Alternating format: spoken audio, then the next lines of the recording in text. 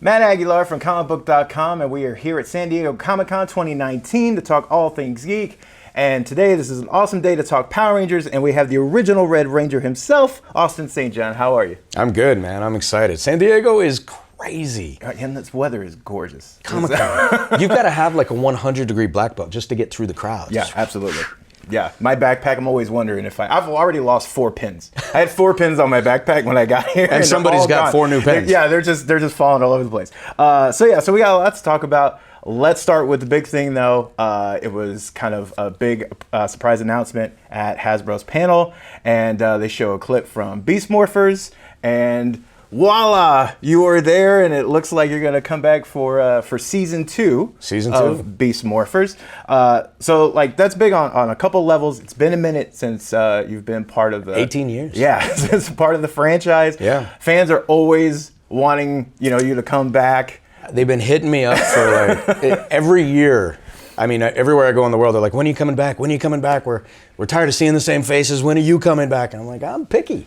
It's gotta be like my jam, and it's gotta be written well, and I've had invitations every year from the show, including when I was overseas for the war. I had an invitation, like, stop shooting, guys. I'm gonna go do this TV thing. I'll be back.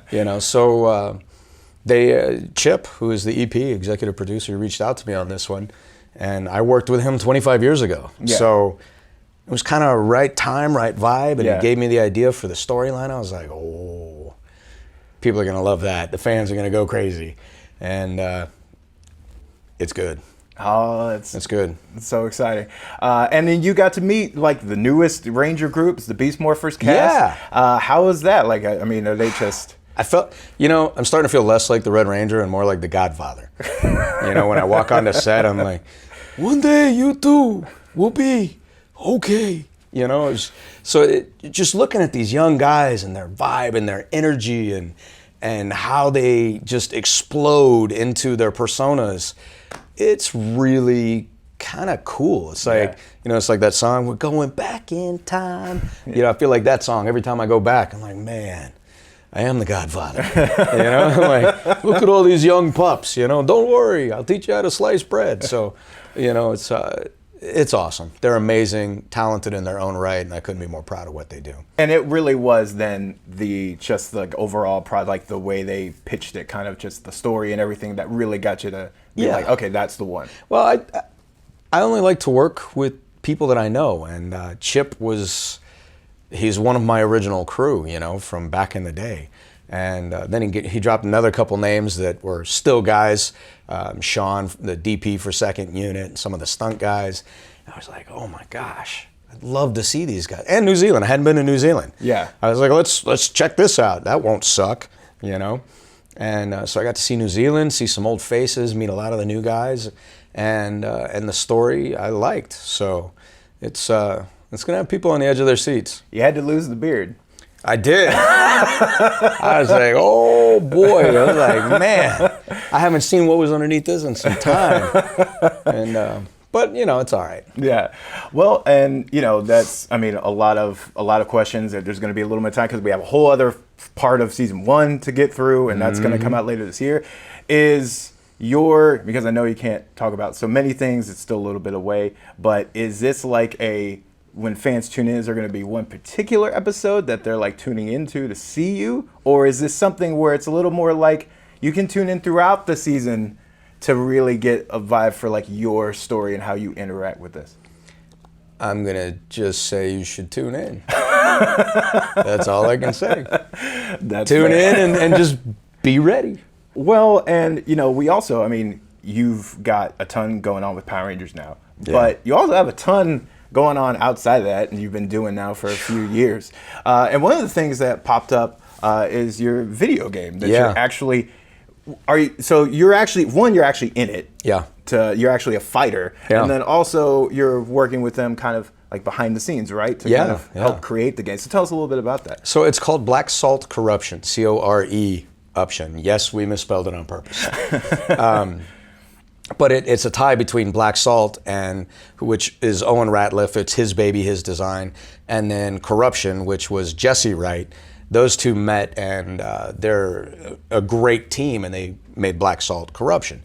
And so we have, Owen started, he wanted to create, he felt like 14 years ago, what he tells people is he felt like there wasn't a strong black superhero role model in the black community. He's like, and it's true, you look around, look at Marvel, everybody's white. It's just, it is what it is. Until Black Panther was like, Black Panther, and so I was with the first black superhero was my best friend, Walter Jones, the Black Ranger. So I was like, you know what?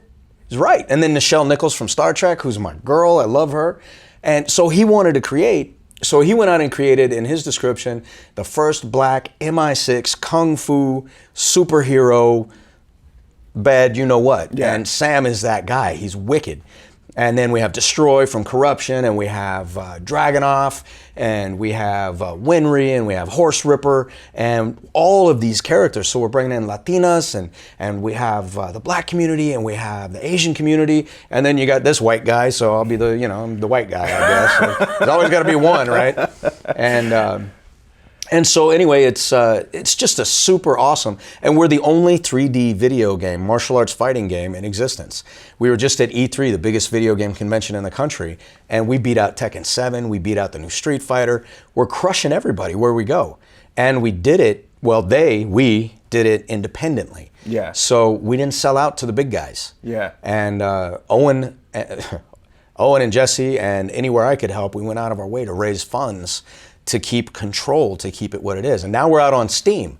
So Steam is doing great. We sold out on IGN in a day. Wow. We've got more and more awards that we've already picked up. We're launching a competition in Vegas for cash rewards, $500 to the top winner in August. So you can check that out on PvP Zone PL. You can find it on my social media. So we've got the video game competitions and the graphic novel, and we're donating portions of, everybody that joins in for the competition. $5 from every $15 entry goes to Veterans Foundation, and so we got a lot of stuff going on, and people are loving it. We can't get kids off the video games. I was here last year and I had it up, and there's something about being 12 and being an ace at video games. That's just life. And I had this one little kid at the game at the table, and he was destroying everybody. People were lining up just to kick his butt, and it wasn't happening. So it's great times. Now it's out on Steam. And is it out on consoles as well, or is that something that you're... So the end of the year, we've now signed with PlayStation, Xbox, and Nintendo. Nice. We'll be out on all three. Awesome. So if you got Steam, you're on board. You can do it with the computer now and be a part of the beta, because we're taking a lot of feedback. Yeah. Because we're not Microsoft. We can listen. And that's what we're doing. So anyway, no beef with Microsoft. I can't afford a beef with Microsoft. Don't hurt me. So anyway, so all the major platforms by the end of the year. That's and awesome. We've got Champion doing our clothing line, and we're talking to other major distributors for a shoe line, and we have a toy line, and then we've got some films we want to knock out. We're going to do Black Salt, the film, and Nice. it's a $25 million budget. Super awesome. The short film beat out 400 other films for best short at Warner Brothers. Wow. I mean, we're not playing around. Yeah. Well, and then we've got these beauties right here. So can you tell us a little bit about these? So I never graduated high school. I was a dropout. It's true. Don't tell anybody. And after I left the show, I went back, I got my GED, and then I picked up 2 bachelor's degrees, and I thought, I always wanted a high school ring. I went through 4 different high schools, and I always saw guys that had the high school ring, and I was like, that's so cool. I don't have one. Yeah. And then I realized I was in high school for the whole world. The whole world saw that. And what if I created Jason's high school graduation ring? And eventually I'm going to do Trini and Kimberly, and I'll work through, and you can get the sets. So I found an artist. His Instagram handle is Art of Tran, and he did King Tyranno. So it's a red and gold hybrid Ranger, and I fell in love with it. Oh, that's so awesome. I put him on there, and to kind of help him elevate his status, put his Instagram handle on the inside of the ring, and then I met up with What's Your Passion Jewelry, and they just did super amazing high detailed work. So this is sterling silver with a lab-made ruby, and it starts at $295, and everyone is custom made. Oh, that's awesome. They're awesome. And then we have the ladies cut, and You know, the box has got my autograph in it, and Nice. it comes with some cool stuff. You can get it all on my website. Go to austinstjohn.biz, and you can order and play around. And then I send you to the jeweler through the custom build process. Yeah. And 30 days later, you get your ring. And it's awesome. I love it. That's really cool. Well, and you know, so see there, it's morphin' time, and you know, red, right? So of course there are a lot of fans that also love you because you were the gold Zeo Ranger, right? Yep. Is there any chance that those fans will be satisfied when that second Beast Morpher season comes around? You know, anything is possible. Anything is possible. And I'm curious, do you find now that, like, because, you know, this is all like generational in a lot of ways, and like Mighty Morphin still just crushes, and like that's the one that is most well known, but like as a new generation discovers like that next season, you start to see like more people than, I don't know if that's the case with you. Like, do you find more and more people like know you as the gold Zeo Ranger as opposed to red, or is it always mostly still red that just pops out? I mean, I get a good mix, but I think Mighty Morphin Red was the beginning. Yeah. You know, for a lot of people. So I think everybody gravitates that way, in the majority. But there were a lot who came back later and they were like, dude, I loved you as red, but gold. You know, and so then I got to give them the stats. I'm like, the Gold Ranger is the only Ranger in the history of the show, out of 100 plus Rangers, that had the power of 3 Rangers at one time. Yeah. Jason's the only character never defeated. He's the only one to defeat Tommy. He's the only one to fight a monster unmorphed. Yeah. You know, so there's a lot of firsts. Jason, but most of that comes back to the OG Red, who was walk softly and carry a big stick. The Gold Ranger was kind of a pimp, though. I mean, like, Gold bling, Rangers, bling, yeah. bling. You know, I was like, all he was missing was hoop earrings. You know? Oh God, I had those. There's pictures of me with hoop earrings. Yeah.